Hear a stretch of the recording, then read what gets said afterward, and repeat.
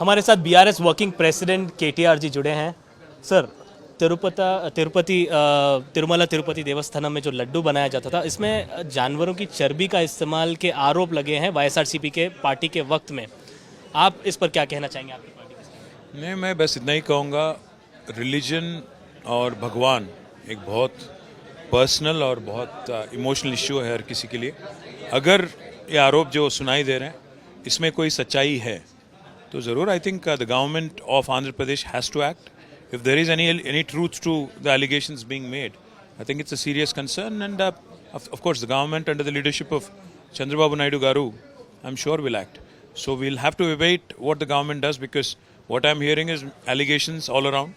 We'll have to see what evidence is being presented. Is it an allegation, or is there some substance to it? We'll have to see all that, and I'm sure the Chief Minister is a very senior man, and I'm sure he'll take appropriate action. आस्था को लेकर काफ़ी ज़्यादा Telugu states में माना जाता है, मंदिरों की आस्था को लेकर। आपकी सरकार में भी आपकी सरकार में यादाद्री मंदिर बनाया गया था, यहाँ पर भी पूरा मैनेजमेंट आपकी सरकार की तरफ से किया गया था। बहुत बड़ा मंदिर, आलिशान मंदिर है। तो इस तरीके के इस मंदिरों में क्या कोई ऐसा रूल लाया जाना चाहिए जहाँ पर जो है कमेटी जब फॉर्म होती है तो सिर्फ एक ही रिलीजन के लोग होना चाहिए, इस तरीके के? नहीं, मैं यही कहता हूँ कि आस्था जो है एक बहुत ही पर्सनल और बहुत ही क्लोज टू द हार्ट मामला है हर किसी का। चाहे वो मंदिर हो, मस्जिद हो, गुरुद्वारा हो, चर्च हो, जो भी हो, place of worship, I think it has to be left to the elders of that particular faith. We should not, the state, there is a clear separation of state and the church, state and religion as in.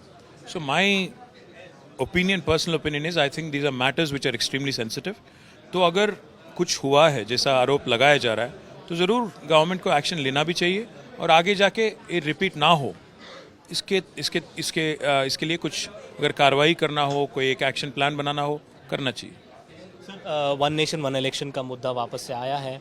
आपकी party ने भी पूर्व में इस मुद्दे पर समर्थन दिया था, अभी क्या स्टैंड होगा आपके पास? वेल, मैं बस इतना ही कहूँगा, हम जब मीटिंग बुलाया गया था 2019 में, पिछले टर्म में गवर्नमेंट की, तब हमने मदद किया था। बट आज जो सडनली फिर एक बार ये चर्चा लाया गया गवर्नमेंट की तरफ से, मैं इतना ही कहूँगा कि आप पहले विस्तार में बता दें कि आपकी स्ट्रैटेजी क्या है, नीति क्या है। आप क्या पूरे जितने भी 28 राज्य हैं, इनमें जितने भी गवर्नमेंट है, इनको बर्खास्त करके इलेक्शन पे जाएंगे, या कैसे करेंगे आप? डिलिमिटेशन का क्या करेंगे? जो कोविड के दरमियान सेंसस करनी थी वो नहीं किया आपने, तो सेंसस कब करेंगे? डिलिमिटेशन कैसे करेंगे? और उसके बाद आपको विमेन रिजर्वेशन भी लागू करना है, और उसके साथ साथ अगर वन नेशन वन इलेक्शन करेंगे, इसका आपका क्या स्ट्रैटेजी है, क्या नीति है, इसके लिए आप क्या क्या करने वाले हैं? ये अगर गवर्नमेंट विस्तार में बताएगी कैबिनेट के बाद, I think all political parties, all civic society representatives, all of them can really think through and understand what is on the government's mind, what is the effective outcome the government is expecting, कि इससे हिंदुस्तान को क्या फ़ायदा होगा, इससे हिंदुस्तान में जो गरीब आदमी है उसको क्या फ़ायदा होगा। क्योंकि India is a federal Republic. ऐसी फेडरल रिपब्लिक में अगर आप ऐसी कोई कोशिश कर रहे हो तो आपको सबकी सहमति से करना पड़ेगा। तो मैं कहता हूं कि आप फिर एक बार मीटिंग बुलाइए, बताइए सबको कि विस्तार में क्या क्या आपका स्ट्रैटेजी है, फिर उसके ऊपर से हमारी पार्टी बताएगी क्या करना है। कुछ पार्टीज ये आरोप लगा रही हैं कि स्थानीय पार्टीज को ख़त्म करने के लिए, बर्खास्त उनको कमज़ोर करने की ये एक साजिश की जा रही है, इस पर आप क्या कहेंगे? मैं बस इतना ही कहूँगा कि अगर भाजपा विस्तार से ये कह पाती है कि क्यों कर रहे हैं वन नेशन वन इलेक्शन, क्यों कर रहे हैं, इससे इंडियन सोसाइटी में जो कॉमन मैन है, एक आम आदमी है, उसको क्या फ़ायदा पहुंच सकता है, आप विस्तार में बता दें कि क्यों कर रहे हैं, इससे कितना पैसा बचेगा हिंदुस्तान के लिए, और क्या क्या और फ़ायदा है, और साथ ही साथ फेडरल स्ट्रक्चर जो हमारी है इसको आप बरकरार कैसे रखेंगे। क्योंकि 75 से ज़्यादा साल हमारी फेडरल स्ट्रक्चर महफूज रही और बहुत मजबूत भी रही। तो इसीलिए मैं कहना चाहता हूँ कि आप बता दें विस्तार में कि इंडिया की जो फेडरल स्ट्रक्चर है, because India is a union of states, तो आप इतनी डाइवर्स नेशन में, इतनी बड़ी आबादी वाली नेशन में एक ही बार अगर देखिए, एक और चीज़ भी मुझे अजीब सा लगता है, जब हमारी पार्लियामेंट इलेक्शन हो रही थी तो 7-7 फेज़, 8-8 फेज़ में होता है, क्योंकि कहते हैं कि नहीं डिप्लॉयमेंट नहीं हो पाता है, फोर्सेस नहीं है। तो फिर अगर आप एक ही बार इलेक्शन करना चाहते हो हर चीज़ का, चाहे वो असेंबली हो या बाकी अन्य इलेक्शन, पार्लियामेंट हो या अन्य इलेक्शन हो, तो कैसे कर पाएंगे? आपके पास फोर्सेस क्या रहेंगे? तो इसका क्या नीति है, आपकी स्ट्रैटेजी क्या है?